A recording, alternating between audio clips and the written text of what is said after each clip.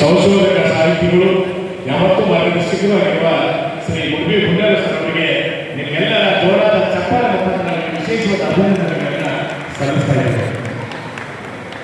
ಬಂಧುಗಳೇ, ಒಂದು ಸಣ್ಣ ಹಳ್ಳಿಯಲ್ಲಿ ಒಂದು ಸಣ್ಣ ದೇಶದಲ್ಲಿ ಕಾರ್ಯವನ್ನು ನಿರ್ವಹಿಸುವ ಜೊತೆಗೆ ಆ ವೃತ್ತಿಯ ಪಾವಿತ್ರ್ಯತೆಯನ್ನು ಕಾಪಾಡಿಕೊಳ್ಳುವ ಜೊತೆಗೆ